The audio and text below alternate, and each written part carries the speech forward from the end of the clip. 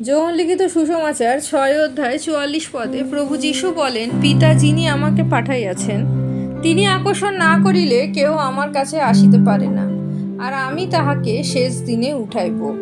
প্রভু যীশুর অলৌকিক কার্য দেখে সেই সময়কার অনেক মানুষ তার সম্পর্কে জানতে এবং তার প্রতি আকর্ষিত হয়। কিন্তু পরবর্তীকালে তিনি যখন বলেন যে তিনি পিতা ঈশ্বরের পুত্র, ঈশ্বরের কাছ থেকে তিনি এসেছেন, তিনি নিজেকে যখন ঈশ্বরের পুত্র বলেন, সবাই তখন তাকে পাথর ছুঁড়ে মারতে চেষ্টা করে।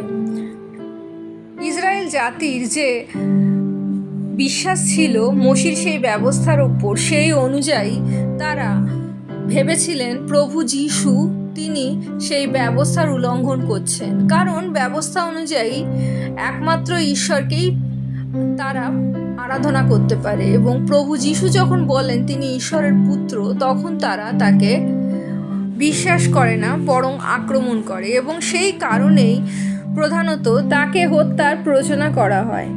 প্রভু যীশু যখন মৃত্যুকে পরাজিত করে পুনরুত্থিত হন এবং 40 দিন নানাভাবে তার অনুগামীদের এবং শিষ্যদের দেখা দেন, তারপর তিনি পিতার কাছে ঊর্ধ্বে নীত হন। তার আগে তিনি তার শিষ্যদের বলে গিয়েছিলেন যেন তার সাক্ষ্য হয় প্রত্যেক শিষ্যরা, অর্থাৎ প্রত্যেক প্রেরিত। সেই মতো প্রেরিতদের অর্থাৎ পিতর, যোহন, সাধু পল এরা ঈশ্বরের বাক্য সুসমাচার অর্থাৎ প্রভু যীশু মানুষের সকল পাপভার গ্রহণ করেছেন, এবং প্রভু যীশুকে বিশ্বাস করলে আমরা সৃষ্টিকর্তা পিতা ঈশ্বরের সাথে মিলিত হতে পারি। এই সুসমাচার প্রত্যেকটা মানুষের কাছে নিয়ে যায়। প্রভু যীশুই সত্য, পথ এবং জীবন, তা প্রত্যেক মানুষকে জানায়। কিন্তু এই যে বাক্য প্রভু যীশু যোহন লিখিত সুসমাচারে বলে গিয়েছেন, আজও তা আমরা লক্ষ্য করে থাকি।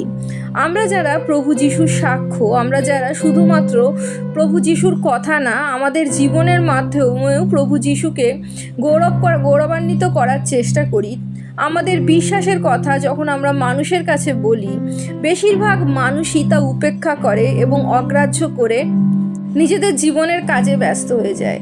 প্রত্যেক খ্রিস্ট বিশ্বাসীর জীবন আমরা যদি লক্ষ্য করি, প্রত্যেকটা কাজে, প্রত্যেকটা পদক্ষেপে খ্রিস্টের হাত, ঈশ্বরের পরিকল্পনা এবং পবিত্র আত্মার সহভাগিতায় যখন সে চলে, নানাভাবে মানুষকে প্রভাবিত করার মতোই তৈরি হয়।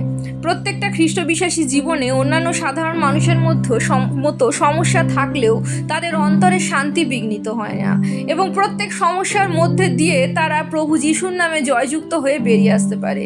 এবং এই ঘটনাগুলি তার জীবনে যখন ঘটে এবং সেই তার চারিপাশের মানুষগুলো তা লক্ষ্য করেও প্রভু যীশুকে বিশ্বাস করতে চায় না। কখনো কখনো অনেক খ্রিস্ট বিশ্বাসী তাদের পাশাপাশি লোকেদের জন্য ঈশ্বরের কাছে প্রার্থনা করে প্রভু যীশুর নামে তাদের সুস্থও করেন, তবুও তারা প্রভু যীশুকে বিশ্বাস করে না। তার কারণ একমাত্র পিতা আকর্ষণ না করলে কেউ প্রভু যীশুর কাছে আসতে পারে না। প্রভু যীশু যে কথা যোহন লিখিত সুসমাচার 6 অধ্যায় 44 পদে বলে গিয়েছিলেন, মানুষ এবং ঈশ্বরের মধ্যে যা সবথেকে বড় বাধা হয়ে দাঁড়ায় তা হলো মানুষের অহংকার। সে কখনো নিজেকে, নিজের ইচ্ছাকে, নিজের স্বার্থপরতাকে, স্বার্থ চিন্তাকে এবং নিজে যা চিন্তা করে তা যে ভুল, তা কখনো ভাবতে পারে না।